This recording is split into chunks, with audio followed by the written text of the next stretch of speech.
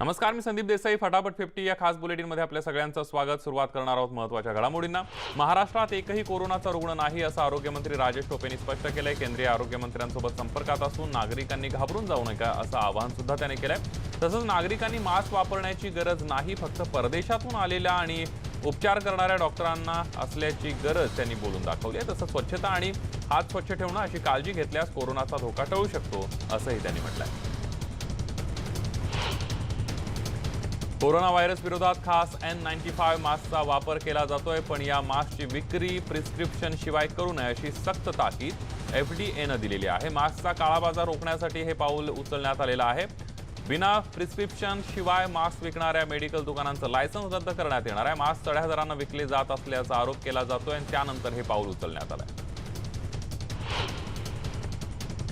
मुख्यमंत्री उद्धव ठाकरे उद्या अयोध्येच्या दौऱ्यावर जाणार आहेत. हा उद्धव ठाकरेंचा तिसरा दौरा आहे. मुख्यमंत्री झाल्यानंतर ते पहिल्यांदाच अयोध्येमध्ये जात आहेत. या पार्श्वभूमीवर शिवसैनिकही मोठ्या संख्येनं अयोध्येत दाखल झाले. येस बँकेवर प्रतिबंध लावल्यानंतर आणि पैसे काढण्याची मर्यादा निश्चित केल्यानंतर अर्थमंत्री निर्मला सीतारामन यांनी पत्रकार परिषद घेतली. आता बँकेला पुन्हा उभारी देण्यासाठी केंद्र सरकारनं महत्त्वाची पावलं उचलली आहेत. सर्व खातेदारांचे पैसे सुरक्षित असल्याची ग्वाही सीतारामन यांनी दिली आहे. अशातच रिझर्व्ह बँकेनं सुद्धा येस बँकेच्या फेररचनेची घोषणा केली आहे. नवी योजना येस बँक आणि SBIला पाठवली आहे. आंतरराष्ट्रीय बाजारातल्या उलाढालींची सोन्याच्या दरात सुद्धा मोठी वाढ झाली आहे. सोन्याचा दर आता प्रतितोळा 44,744 इतका झालेला आहे. गेल्या काही दिवसांपासून सोन्याच्या दरामध्ये सतत वाढ होती आहे.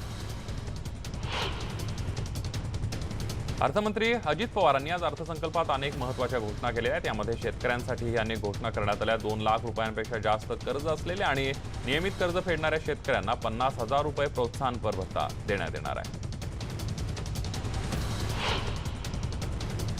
आरोग्य विभागासाठी 5,000 कोटींची तरतूद करण्यात आलेली आहे. राज्यात नवी वैद्यकीय महाविद्यालय उभारण्यात येणार आहे. तसंच डॉक्टरांची संख्या देखील वाढवण्यात येणार असल्याची माहिती अजित पवारांनी दिली आहे. नव्या रुग्णवाहिकांसाठी 25 कोटी रुपयांची तरतूद करण्यात आली आहे. 20 नवी डायलिसिस सेंटर तसंच 996 प्रकारचे उपचार मोफत देणार असल्याचं सुद्धा अजित पवारांनी म्हटलेलं आहे.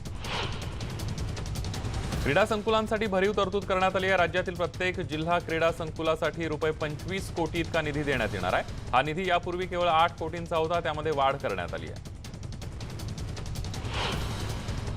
पेट्रोल डिझेल विक्रीवरील मूल्यवर्धित करात वाढ करण्यात येणार आहे. सध्या अस्तित्वात असलेल्या कराव्यतिरिक्त अतिरिक्त ₹1 प्रति लिटर मूल्यवर्धित कर आकारण्याचा प्रस्ताव आहे. त्यामुळे शासनाला सुमारे 1800 कोटी रुपये इतका महसूल मिळणं अपेक्षित आहे.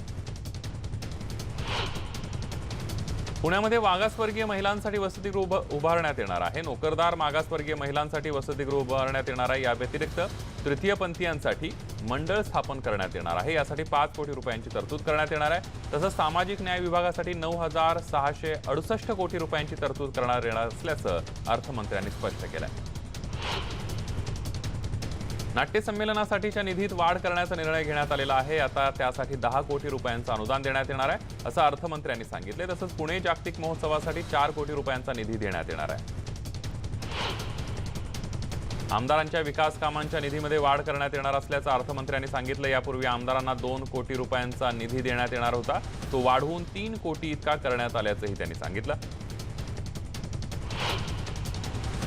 वरळीमध्ये पर्यटन संकुल उभारण्यात येणार आहे. तसंच वन विभागासाठी 1630 कोटी रुपयांचा निधी देण्यात येणार आहे. या व्यतिरिक्त पर्यावरण विभागासाठी 230 कोटी रुपयांचा निधी उपलब्ध करून देण्यात येणार आहे. पर्यटनस्थळी पर्यटकांच्या सुरक्षेसाठी उपाययोजना करण्यात येणार असल्याचं सुद्धा अजित पवारांनी सांगितलं. मराठी भाषेच्या प्रसारासाठी मुंबईत मराठी भवन बांधण्यात येणार आहे. तसंच वडाळ्यामध्ये मुंबईत वस्तू आणि सेवा कर केंद्र उभारणार असल्याची माहिती अजित पवारांनी दिली. यासाठी 148 कोटी रुपयांची तरतूद करण्यात आलेली आहे. रोज 1 लाख शिवभोजन थाळी देण्याचा सरकारचा मानस आहे. शिवभोजन थाळी केंद्रावर 500 थाळी देण्यात येणार आहे. शिवभोजन थाळीसाठी 150 कोटींच्या निधीची तरतूद करण्यात येणार असल्याचं त्यांनी सांगितलं. महिलांच्या सुरक्षेसाठी सरकार कटिबद्ध असल्याची माहिती अजित पवारांनी दिली आहे. महिला सुरक्षा हे सरकारचं प्राधान्य आहे. प्रत्येक जिल्ह्यामध्ये महिला पोलीस स्थानक उभारण्यात येणार आहे. तसंच प्रत्येक जिल्ह्यामध्ये महिला आयोगाचं कार्यालय स्थापन करणार असल्याचं सुद्धा त्यांनी सांगितलं. उच्च तंत्रज्ञानासाठी आणि उच्च तंत्र शिक्षणासाठी 1300 कोटी रुपयांचा निधी देण्यात येणार आहे. बेरोजगारांना रोजगारक्षम बनवण्यात येणार असल्याची माहिती अजित पवारांनी दिली. राज्याचे अर्थमंत्री अजित पवार यांनी सादर केलेल्या अर्थसंकल्पावर विरोधी पक्षनेते देवेंद्र फडणवीस यांनी सडकून टीका केली आहे। अर्थसंकल्पाच्या नावाखाली अजित पवार यांनी जाहीर सभेतील भाषण केलंय। अर्थसंकल्पीय भाषणामध्ये कुठलीही आकडेवारी नव्हती, केवळ भाषण होतं। आर्थिक स्थितीचं विश्लेषण सुद्धा नसल्याचा आरोप फडणवीसांनी केलाय। शेतकऱ्यांच्या तोंडालाही पानं पुसण्यात आल्याची टीका यावेळेला फडणवीसांनी केली आहे। कर्जमाफी जाहीर केली असली तरी मुदत कर्जासंबंधी कुठलीही नवीन घोषणा केलेली नसल्याचं ते म्हणाले। शेती, शेतकरी आणि ग्रामीण महाराष्ट्राला डोळ्यांसमोर ठेवून अजित पवार यांनी मांडलेल्या अर्थसंकल्पाचं स्वागत स्वाभिमानी शेतकरी संघटनेचे अध्यक्ष राजू शेट्टींनी केले। नियमित कर्ज भरणाऱ्यांना 75,000 रुपये आणि थकीत वीज बिलासाठी कृषी संजीवनी योजना आणली असती तर अधिक आनंद झाला असता, असंही राजू शेट्टी म्हणाले। फौजिया खान यांनी राष्ट्रवादीकडून राज्यसभेसाठी अर्ज घेतलेला आहे। ते 11 तारखेला अर्ज दाखल करणार असल्याची माहिती आहे। डोंबिवलीमध्ये एका शाळेतील विद्यार्थ्यांकडून साफसफाई करून घेतली जात असल्याचा व्हिडिओ समोर आलाय।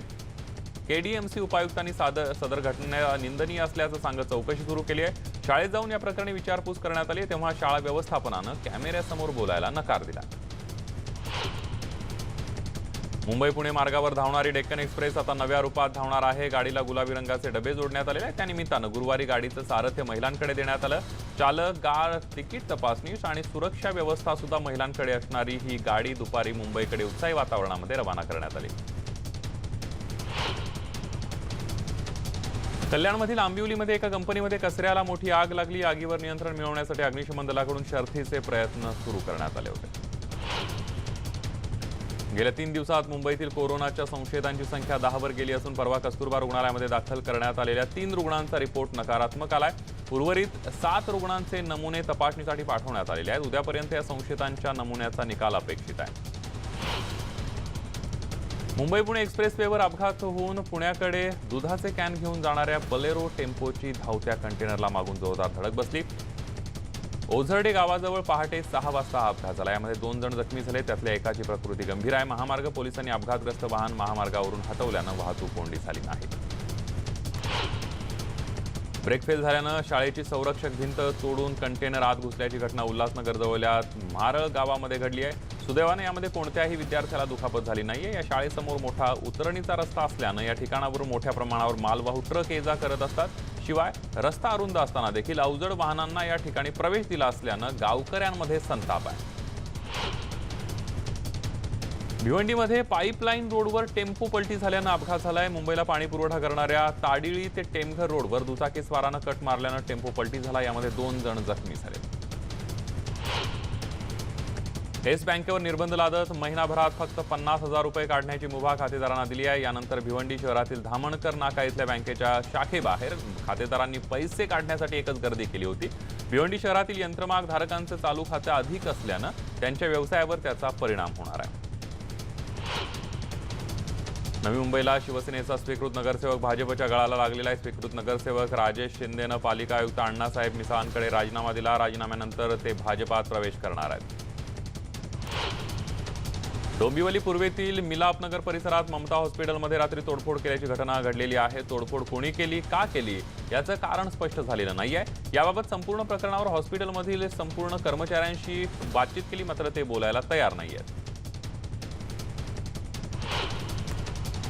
सिंधुदुर्गात रेड्डी ते शिरोडा दरम्यान समुद्रात चालणारे पॅरासेलिंग व्यवसाय तातडीने बंद करा, नाहीतर आम्हाला कायदा हातात घ्यावा लागेल असा इशारा शिरोडा त्याचबरोबर वेळागर, आरोंदा, आरवली गावातील मच्छीमारांनी दिलाय।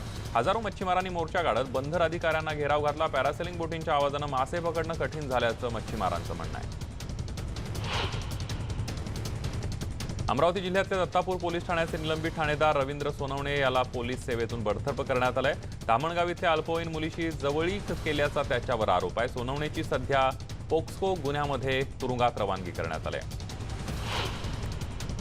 नाशिकमध्ये येस बँक अडचणीत सापडलेल्या नाशिक महापालिकेला फटका बसलाय। 60 ते 70 कोटी रुपये मनपाचे बँकेत असल्याची मनपा आयुक्तांनी माहिती दिली। जवळपास वेगळ्या 22 सुविधांचे पैसे खात्यामध्ये जमा होते। नाशिक मनपाने येस बँकेशी असलेले सर्व व्यवहार थांबवले। 3 महिन्यांपूर्वी केंद्र सरकारनं सीए आणि एनआरसीची घोषणा केल्यापासून नागरिकांनी धसका घेतल्याचं चित्र जळगावात पाहायला मिळतंय। नागरिकत्वाच्या पुराव्याच्या दृष्टीनं महत्त्वपूर्ण असलेल्या जन्ममृत्यू दाखल्यासाठी नागरिकांनी गर्दी केलेली आहे। दाखल्यांच्या मागणीमध्ये 5 पटीनं वाढ झाली आहे. बीड शहरातील मुख्य रस्ता असलेल्या बार्शी रोडवर एका मनोरुग्णानं मोठा गोंधळ घातला. चक्क हातात मोठमोठे दगड घेऊन चारी दिशांना भिरकावत होता. त्यामुळे रस्त्याने ये जा करणाऱ्या महिला आणि मुली या सगळ्या प्रकारामुळे भीतीखाली होत्या. अमरावतीमध्ये डॉक्टरांच्या निष्काळजीपणामुळे काही दिवसांपूर्वी आधी एका विषप्राशन केलेल्या तरुणाचा मृत्यू झाला होता. या तरुणाला रुग्णालयामध्ये दाखल करण्यात आलं. त्याची प्रकृती चिंताजनक असताना त्या रुग्णाला आयसीयू मध्ये न ठेवता जनरल वॉर्डमध्ये ठेवलं आणि त्याचा मृत्यू झाला. जिल्हा शल्यचिकित्सकांनी या डॉक्टरांना सक्तीच्या रजेवर पाठवलेलं आहे. नाशिक महापालिकेच्या स्थायी समिती सभापती पदाच्या निवडणुकीचा निकाल आता उच्च न्यायालयात जाहीर होण्याची शक्यता आहे. मनपा स्थायी समिती सभापती पदासाठी भाजपच्या गणेश गीते यांचा एकमेव अर्ज दाखल करण्यात आला होता. तर विरोधी पक्ष शिवसेनेनं या निवडणुकीवर बहिष्कार टाकत उमेदवारी अर्ज भरलाच नव्हता.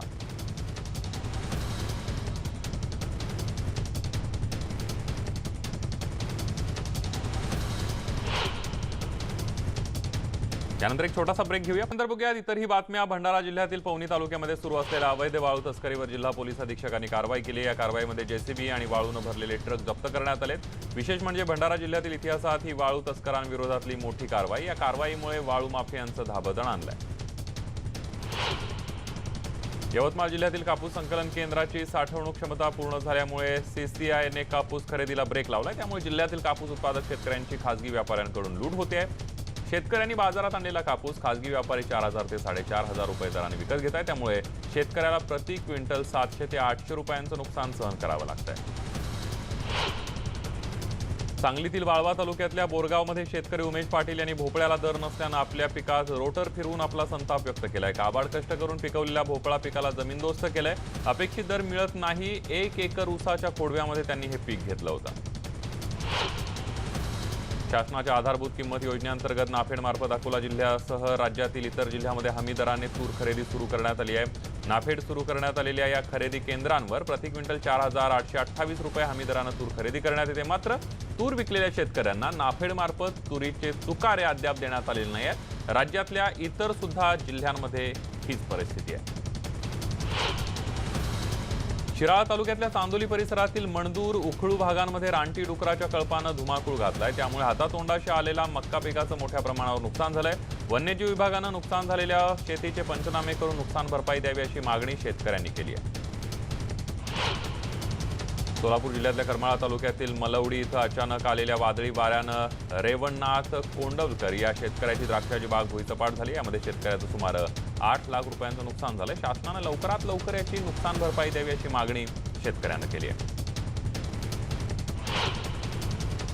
हिंगोली जिल्ह्यातील रेणकापूर गावामध्ये शेततलावाच्या माध्यमातून एका शेतकऱ्यानं चांगलं उत्पन्न घेतलं. या शेतकऱ्याला शेततळ्यासाठी 3,39,000 अनुदान मिळालं होतं. शेततळ्याच्या पाण्याचा उपयोग करून शेतकऱ्यानं टरबूज, हळद, भाजीपाला अशी पिकं घेण्यास सुरुवात केली. त्यामुळे शेतकऱ्यांना मोठ्या प्रमाणावर फायदा झाला. शिवाय परिसरातील दुष्काळी भाग म्हणून ओळख पुसण्यात आली. कर्नाटकमधील तुमकुरू जिल्ह्यातील कुनगिल टेक इथं अपघात झालेला आहे. 2 कार एकमेकांना धडकल्यानं झालेल्या अपघातात 13 जण जागीच ठार झाले. तर 4 प्रकृती चिंताजनक आहे. त्यानंतर पुन्हा एक छोटासा ब्रेक. पहा फक्त न्यूज 18 लोकमत.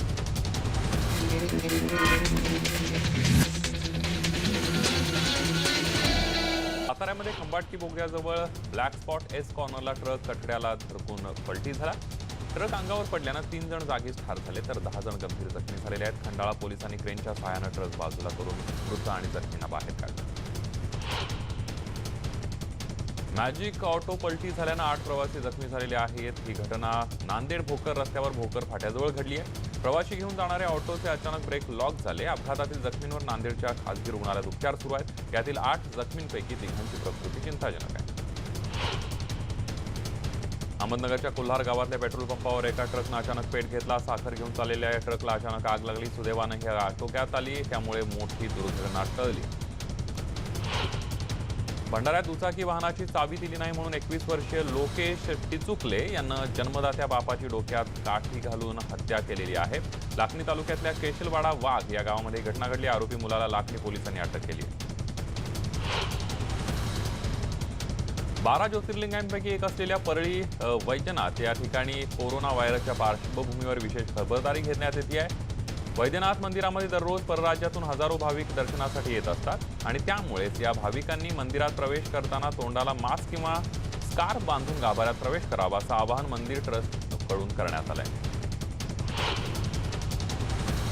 जगभरात सध्या कोरोना व्हायरसनं थैमान घातलं असून कोरोनाग्रस्त देशातून येणाऱ्या सर्वच नागरिकांची ठिकठिकाणी वैद्यकीय तपासणी सुरू आहे।